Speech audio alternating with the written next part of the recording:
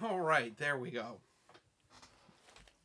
Hello. Let's talk about a Star Wars book I've been meaning to review for a long time. This is this year felt like I had a lot of unfinished business to attend to when it comes to the expanded universe. Things I've been hinting at reviewing for a long time, or like series like last time with the Last Jedi Apprentice book I've been meaning to finish.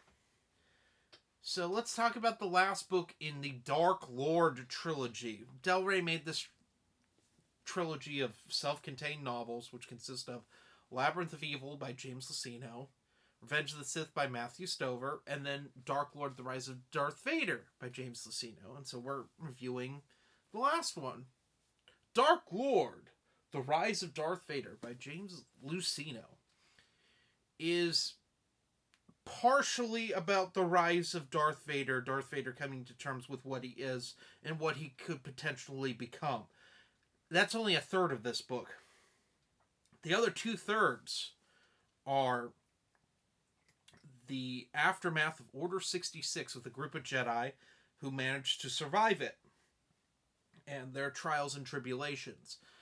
I genuinely believe that this is a book that the less said about it, the better. You need to go into this with an open mind and be ready to be sad. But there is a caveat to this. And I think, unfortunately, for a certain segment of the fandom, it's a deal breaker, and it really shouldn't be. This was initially not written to be a Darth Vader book.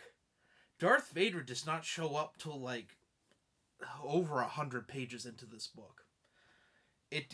We start with our characters dealing with the end of the Clone War, and then Order 66 happens, and then we cut to Vader. And most of this book takes place a couple weeks after Revenge of the Sith. So this is the grand reveal of Vader. In the timeline, I'd put this after Order 66, after Kenobi. Definitely after. There's a chapter in this that I won't spoil, but it deals with stuff that is not brought up in Kenobi.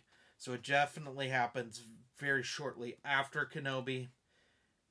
But I'd read this before 501st. But this is the true Order 66 novel. I know there's a book called Order 66, but that is a Karen Traviss Commandos book, first and foremost. And Order 66 is second to that. As with all Karen Traviss Commando books. This book is so flippin' good. It's so good. One of the best Star Wars books I've read in a long time. And that's saying something because I've read quite a few good ones recently. But it's just something. It just shows this is a book. I'm going to paraphrase something Marcel, aka the Revenant, told me. He said that this and Labyrinth of Evil, he read them in conjunction with one another, I guess, back in the day. He said these were the books that solidified James Luceno as one of the greatest Star Wars authors ever. And I agree with him. This book is so good. It really deals with like the heartbreak of like what happened to the Jedi, all the misinformation going on in the now newly found Empire, the sudden realization that the Clone Wars was just an evil ploy by Sidious to control the entire galaxy, and like what happens now. There's stuff with like Bail Organa and Mon Mothma in this, and them trying to figure out what do we even do at this point, because we still have jobs, but they ultimately do not matter. Vader's trying to figure out why, what his point is. Sidious is clearly manipulating me. What do I do from here? My body is absolutely ruined. And I just want to kill Jedi. Because that's all Vader really wants at this point in the timeline. Is to take his anger out on the Jedi and kill them. There's a number of Vader stories that are like this that happen after this. This is they're called like the Purge comics, a couple one shots, and then a 2-issue mini called Tyrant's Fist, and those all are Vader going after Jedi, basically doing Inquisitor work, getting his revenge. But I haven't even talked about the Jedi characters in this, and that's for a reason. I think that they are really good, really complex characters, and like I said, I want you all to experience this book firsthand, and really drink this one in. It's so good. I'm not a spoilers guy, typically. I don't care if you spoil a book for me, but I don't want stuff spoiled. I put the caveat in that this isn't really a Darth Vader book. It becomes a Darth Vader book, but it doesn't start out that way. And it really makes Vader scary. It really makes it kind of hopeless. The Empire's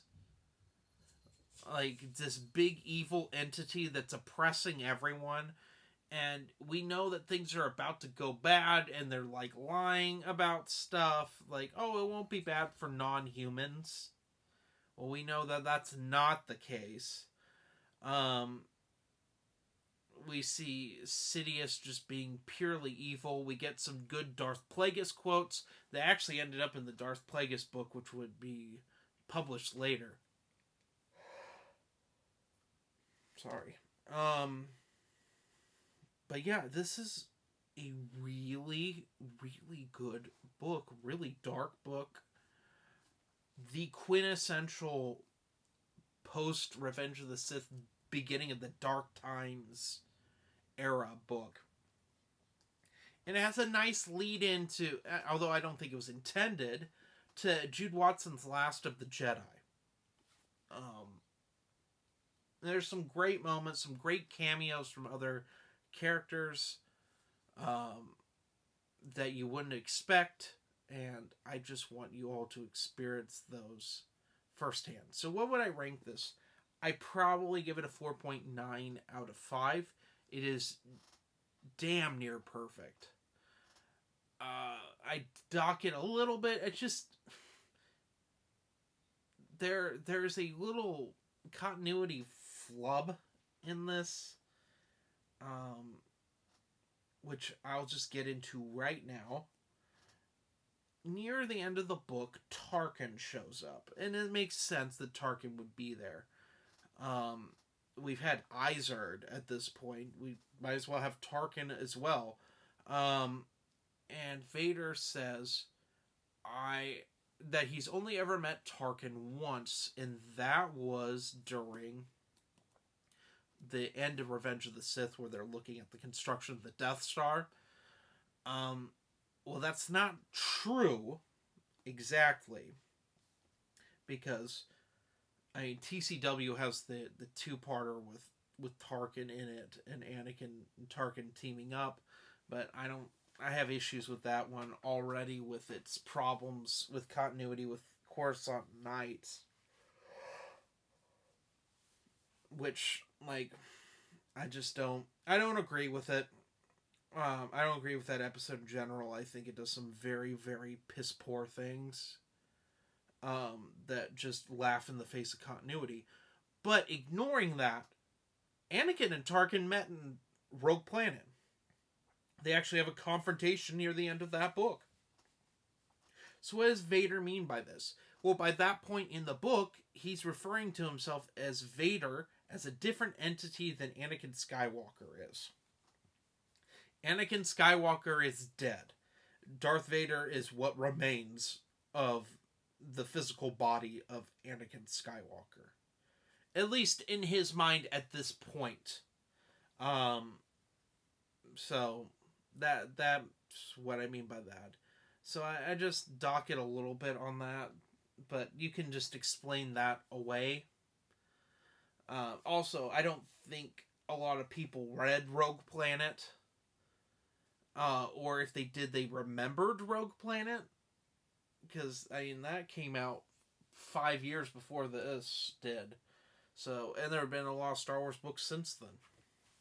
So, anyway, have a good one, everyone.